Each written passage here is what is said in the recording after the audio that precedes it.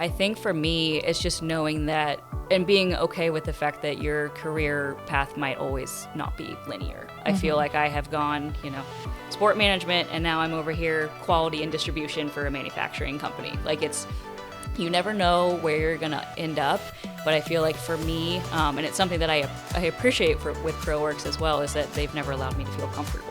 As soon as I've been in a position for a little while, I feel good, feel like I'm rolling, and it's like, oh, well, we'd like to give you this opportunity, which I am very grateful for.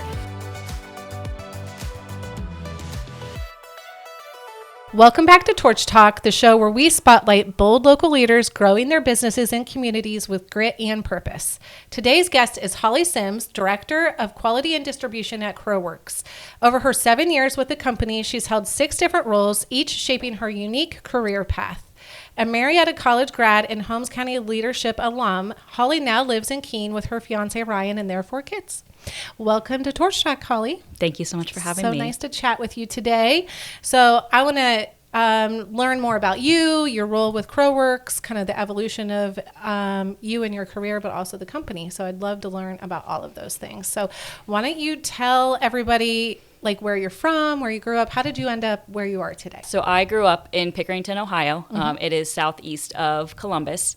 I went to Marietta College, and I actually majored in a sport management degree. So post-college, I worked for the Ohio State University, and I lived in Chicago for about 5 years. I worked for a minor league hockey team in Chicago. My last position there was as a game operations manager, and then really got homesick. All my family is in Ohio, so I started looking for a different type of position to take. And it's funny because when I started just with my major choice, things like that in school, because I really didn't know what I wanted to do, but I always played sports. I played soccer. I played soccer at Marietta, so sports always felt familiar and comfortable to me and something that I knew that I loved. So that was how I landed on my major. And when I was moving back to Ohio, the reality of what working in sports is, I just very much realized this isn't for me. It is long hours. It is working 6 months out of the year every weekend. So just the work schedule was a lot, especially with being away from home. I just missed out on a lot of things. And when you think about future term, like kids, stuff like that, like kids play sports on the weekends, you have activities. So I think real life just kind of set in on this isn't very sustainable as a career choice. So when I was moving back to Ohio, that was when I was also looking to make a career change. So I kind of honed in on the skills that I knew that I had, the things that I liked, which were around like event management, coordinating logistics of taking pieces of things and putting it together. And I ended up in a client service role for ProWorks. And at that time, ProWorks had offices out of the Columbus location. So where I lived, it was a close commute. And then within there, I started as client service coordinator and then was promoted to customer service manager. And one thing that has been a trend for me in my career path with ProWorks is being able to build something from the ground up. Like when I first started there was no customer service department. And that's something, too, that I think is a benefit of working for a small company. There's lots of change, and it happens quickly. You quickly realize where your gaps are, what you need, what services you need to be able to provide. So that was my first promotion, was to a customer service manager and to really build out what that department looks like to handle any issues post-shipment with our clients. And from there, I've also always been a little bit more of the operations mindset. I've always been super interested in how we made the furniture because we have 2 locations. At that time, it was Columbus and Kilbuck. And then in 2019, we moved our Columbus office to Johnstown. And we still have the manufacturing facility in Kilbuck. So I would spend a decent amount of time up in Kilbuck, especially with my position. It was about troubleshooting. How did this problem happen? How do we prevent it from happening again? So I feel like I naturally spent a lot of time on the operations side, working through those kinds of things. And then from there, I was promoted to client operations manager. So that position, the intent of that was to bridge the gap between operations and client team. Because if you think about client team, they want to sell the world. They want to offer everything that they can to our clients. But then you have the operations mindset of like, okay, well, how are we going to do that? How do we achieve that? So that role was very helpful in just kind of bridging the gap between two worlds, and then just having someone on the client team as well in that order management role to make sure that we were shipping things on time, shipping things correct. So from there, I actually moved departments with my next role. It was a production planning manager. So that was when I really took over all of our production scheduling. And that was where personally my life took a change too, because that position was primarily out of Kilbuck, out of the manufacturing facility. So that kind of worked out with my personal life, because that was when my fiance Ryan and I had started our relationship. And so it kind of made sense. I had moved to Kilbuck. I was closer in general. I wasn't commuting to Johnstown from Kilbuck. So it really worked out, best of both worlds for me. Ryan is from this area? Ryan is originally from Fresno. He was in the Army, and after he came home, he moved to Kilbuck. Okay. So he had been in Kilbuck for probably 5 or 6 years longer than I had. So he had already lived there. Okay. So it kind of worked out best of both worlds for me. And so then with that the production planning manager role, that was when I was all operations, all scheduling, all making sure that we had things in the right timelines. We were looking at capacity constraints, everything like that. From there, I moved to supplier program manager. So then that was supply chain and really getting a taste of working with some of our external partners for things that we don't manufacture ourselves. And then most recently, it was director of quality and distribution. So that was a mouthful. That is quite the evolution, yeah. Yeah. I mean, and you've gone through a lot with them in a short period of time. Yes. Yeah. Okay, what does Crowworks do? So Crowworks, we are a commercial furniture manufacturer. We specialize in front of house furniture, so like loose furniture as far as chairs, tables, bases, booths, and then also millwork furniture. Okay. So like your trash enclosures, beverage stations, ordering counters, and we work with national brands. So some of our top clients are Starbucks, Wendy's, Qdoba, Panera, clients like that. So Crowworks began in Columbus, though, and then they chose a location in Kilbuck? So Crowworks actually started in 1995 by Okay. our founders, Dennis and Denise Blankmeyer. And they started with just a retail store. And then over the years, I believe it was 2011 was when they got there because they did retail originally. And then they were contacted by a client who needed 6,000 tables.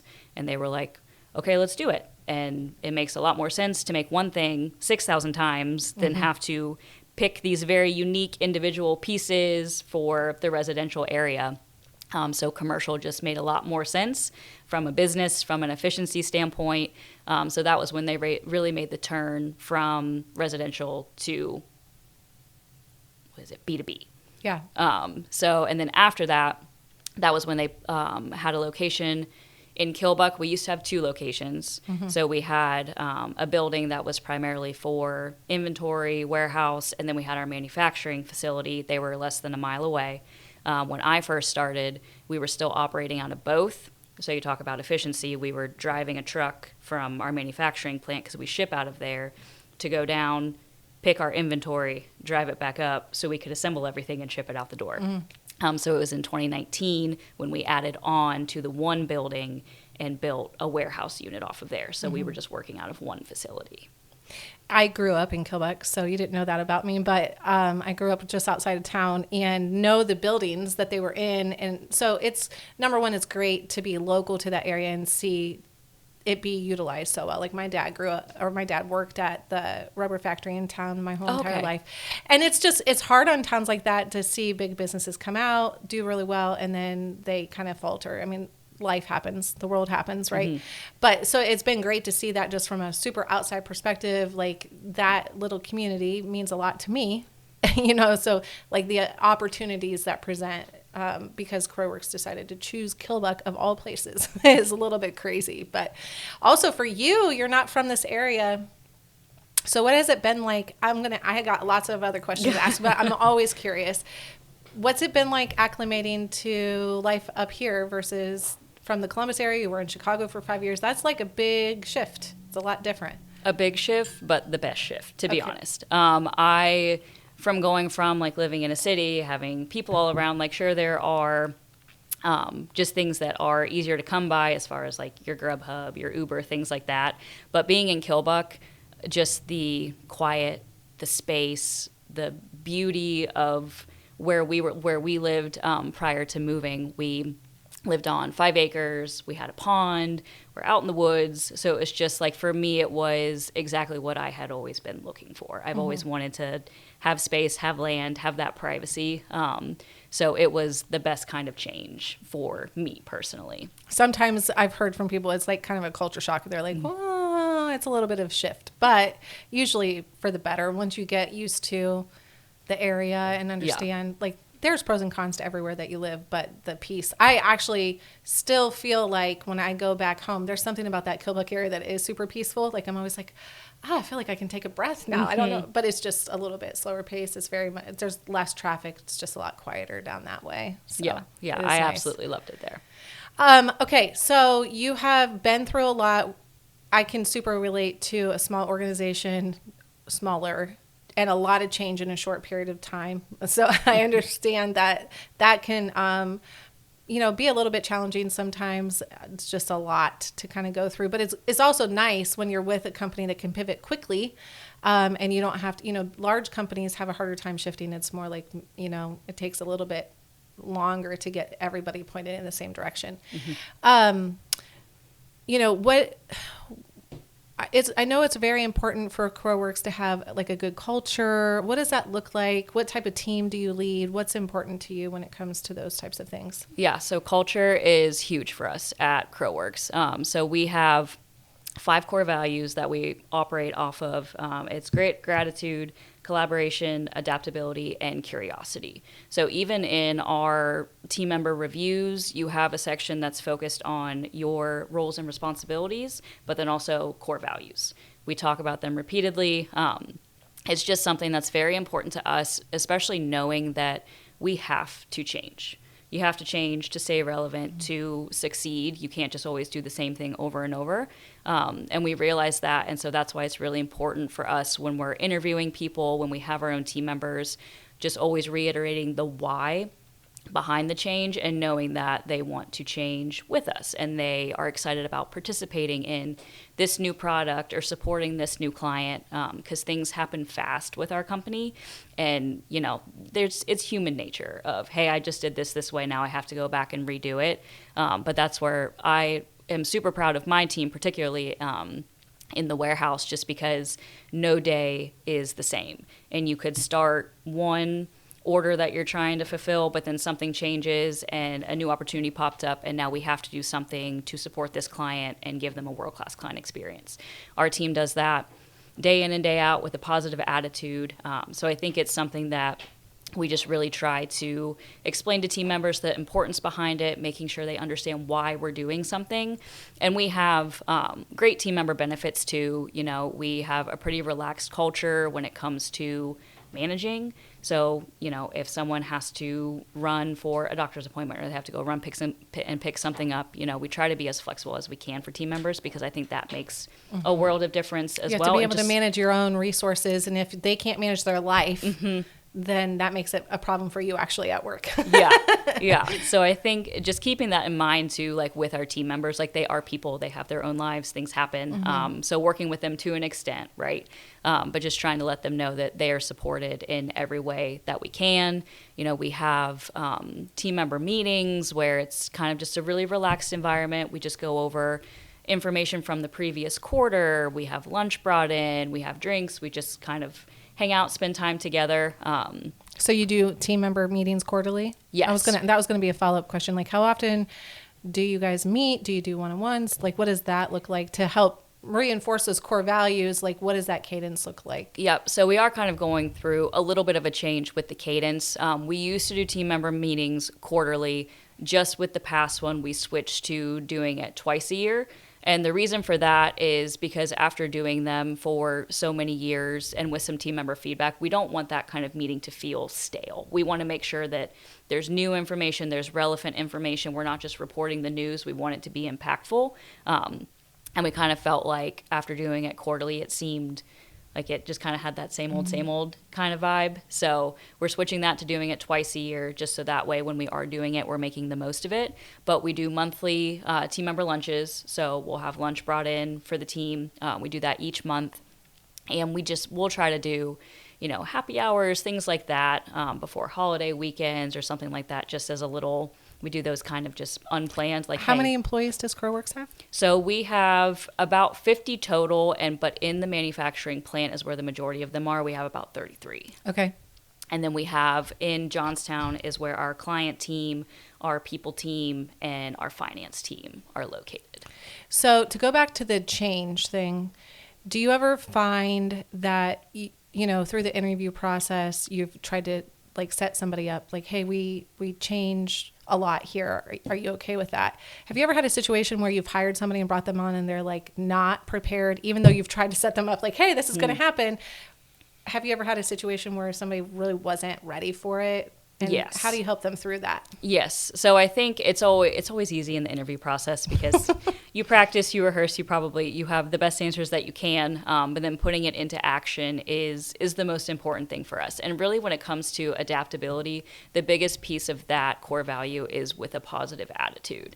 So that's where you just try to redirect and have a conversation of, hey, I've noticed after XYZ examples, it kind of seems like this is more of a hindrance to you. It doesn't seem like you're really enjoying this. Let's talk through it and let's just understand what about this frustrates you. Is there something we can do differently? Is there communication that's lacking? Just really trying to understand where any frustration, something like that may come from.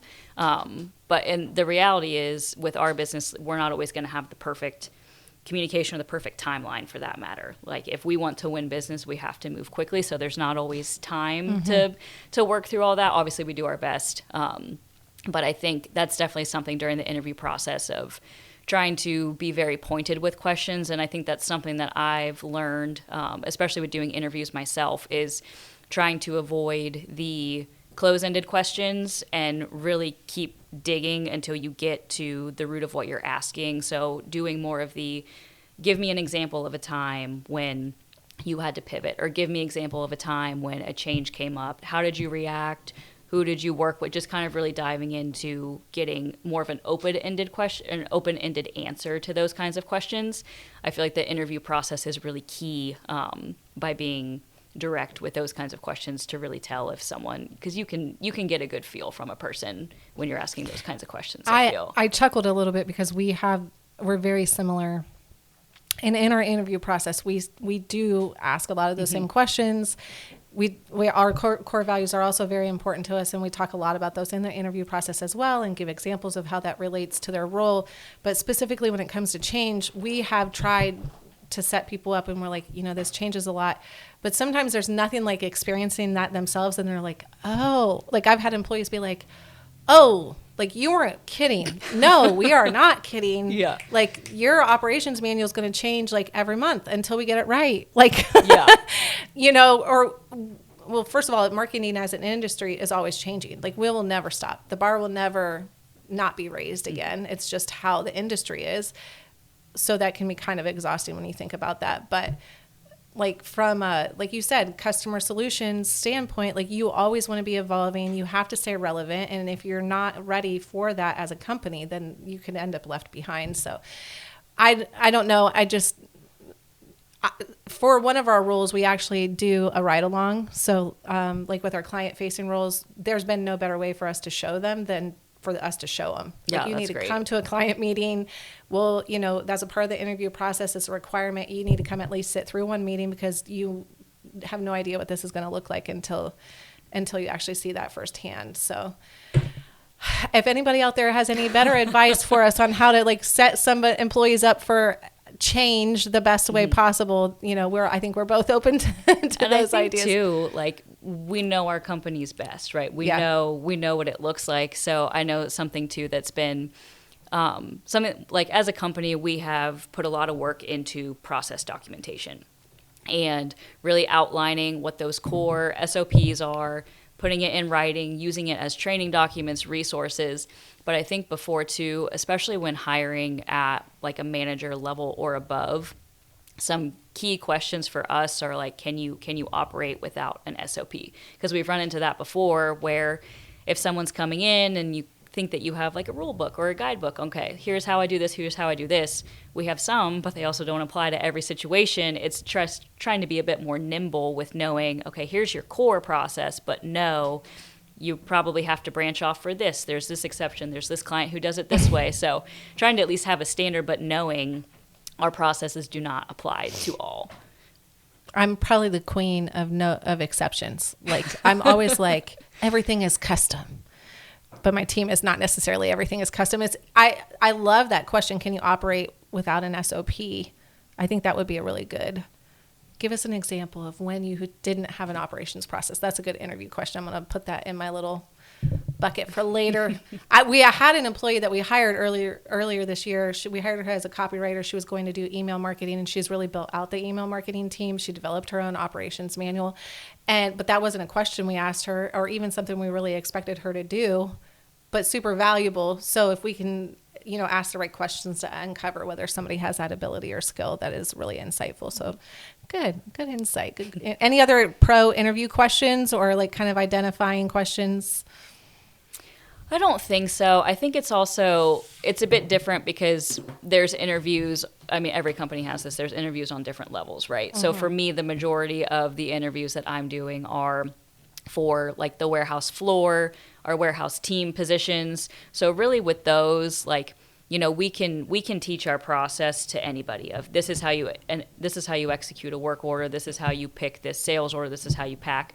That stuff is pretty black and white when it comes to directions.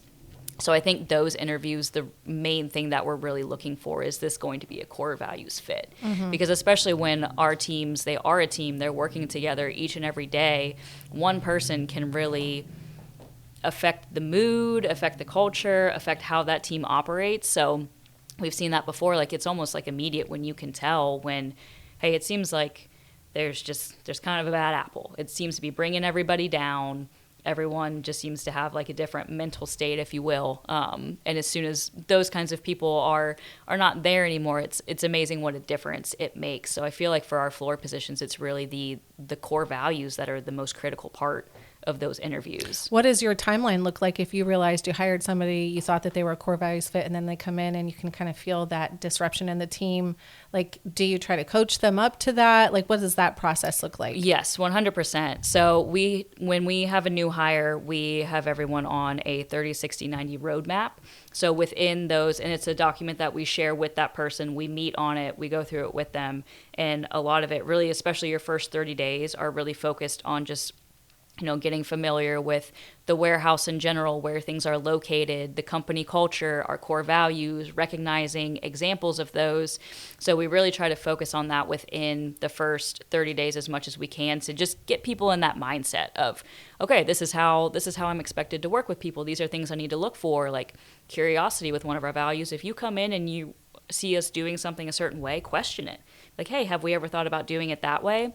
Fresh eyes on process is such an amazing thing, because you don't want to get stuck in this is how we've always done it, that kind of mentality, because then you never realize, like, oh, maybe we should be doing this differently. Mm-hmm.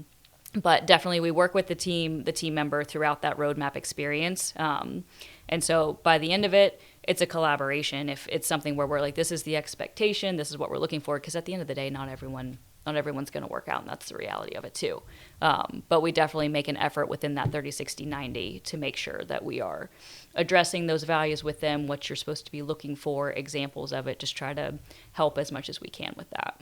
So at the end of 90 days, if somebody is not tracking towards their goals, do you guys, is kind of like a 90-day temporary window? You would let somebody go right then, or what does that look like? From there, we would initiate a performance plan, and those are typically 30 days. So that's just, and sometimes too with a new hire, just depending on the timeline, that can be implemented within that 30, 60, 90, just to be transparent about, if this isn't working out for you and it's not working out for us, then we can agree that maybe it's not the best space for both of us. But we would initiate a performance plan and incorporate that within either the 30, 60, 90, or if it becomes apparent after the 90, then implement that then. Okay.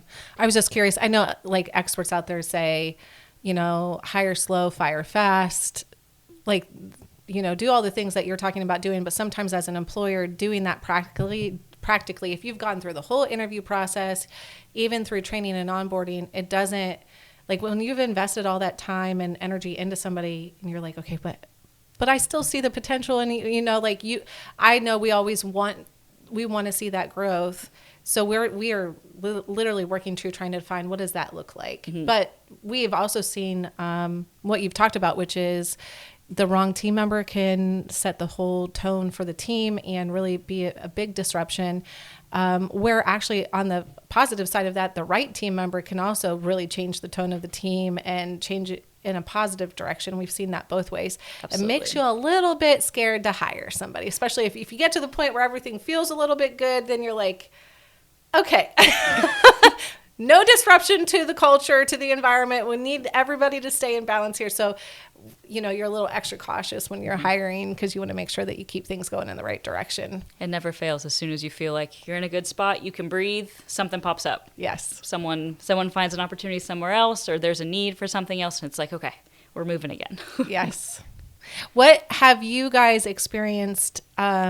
Because like what you said, you can train anybody to do some of those jobs, like not every single one. I'm not saying it's not skilled, but you have a wider range of potential employees, which makes it probably a little bit more competitive, I guess.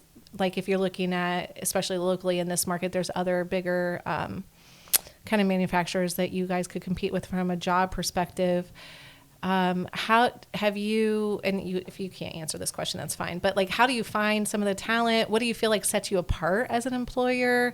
If you're in that interview process, I know sometimes that's like, we are not the biggest company, so we can't offer every single benefit. Mm-hmm. So we try to find something that gives us a little bit of an edge, like paid time off or flex time, things like that. Yep. What has CrowWorks done, or what do you guys see in play? I would say with feedback that I have gotten from other people, just from doing interviews with people who work elsewhere, it's amazing the little things that like people really do value. Like mm-hmm. people comment on how clean our facility is. Like that makes a big difference in a working environment. The fact that we play music, we have speakers, we provide water, we provide Gatorade.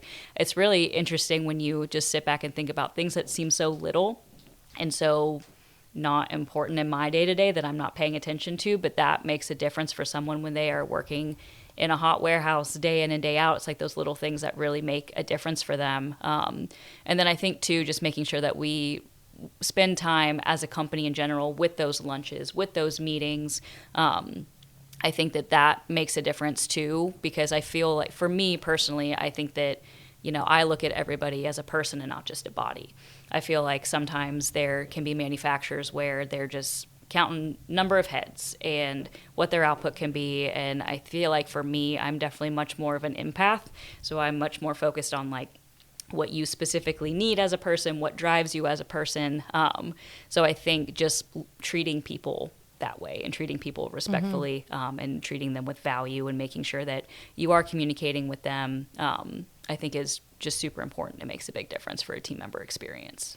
How do you, and maybe you don't know this question yet, but I just think about the growth that you guys have seen. So how do you continue to display that like empathetic approach to seeing people as you grow and scale? So like, you have roughly 50 employees. What does that look like at 100, or what does that look like at 200 employees to retain that, that very personal approach to mm-hmm. your team? You might not know that yet, but it's just like where my mind goes. It's a great question, because I feel like a lot of what we do from the leadership and director role is try to plan for growth and plan for the pipeline that our client team is building. And I think even with having that large a number, like if we need to expand our team by so many people, I think just making sure that we always have our routine touch points. Like we do a weekly team huddle. We're trying to implement some more team member recognition factors. I think visual aids are huge when it comes to that. Like we are planning to, me and my warehouse manager are planning to do a weekly team member recognition and just have someone's picture up there on the board or shouting out like what they did, how they made a difference. I think still working in those personal points of calling out one specific person, it lets them know that we're watching everybody and we appreciate everybody and we're noticing all the work that everyone puts in. We have other programs too. We have cost down. It's our CPI program of just like finding cost savings within the company that we really rely on team members to participate in. And with that, like, we do raffles for anyone who submits an idea. So I think it's really around team member engagement when it comes to growing your teams to make sure that people don't just feel like they're just off in the warehouse doing their own thing. Like everything is still pointed. Our process is pointed. This is the direction that we're following. We're all going there together. I think little things like that help make a big difference. So people still feel seen, still feel recognized. I think that's important. It's good insight. And then we'll see. Maybe I'll get to sit down with you again when you quadrupled in size, and we'll see. I can only hope. What new things you've implemented. Okay, well, I really appreciate you spending some time with us. Are there any like closing final thoughts you would give, advice to somebody else in the role that you have? Like what would you tell somebody, or maybe somebody starting off in their career who doesn't know exactly where that path's going yet? Yeah, I think for me, it's just knowing that and being okay with the fact that your career path might always not be linear. I feel like I have gone, sport management, and now I'm over here quality and distribution for a manufacturing company. Like you never know where you're going to end up. But I feel like for me, and it's something that I appreciate with CrowWorks as well, is that they've never allowed me to feel comfortable. As soon as I've like been in a position for a little while, I feel good, feel like I'm rolling, then it's like, oh, well, we'd like to give you this opportunity, which I am very grateful for. And I think for me, I am always excited about that. I'm always ready to take that on.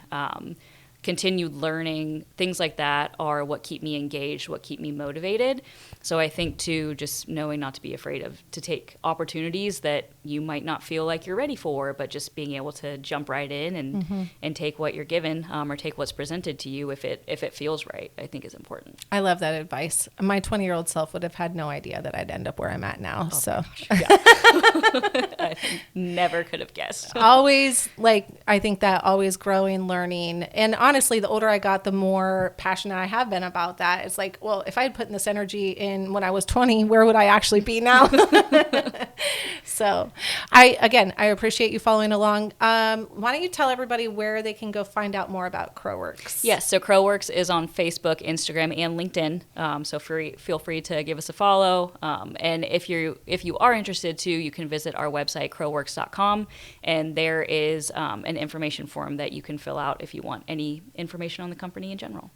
Awesome. Thank you so much. Thank you. Thanks for tuning in to Torch Talk. If today's story sparks something in you, share it with a colleague, community leader, or future change maker. Until next time, stay inspired, stay intentional, and keep your fire burning.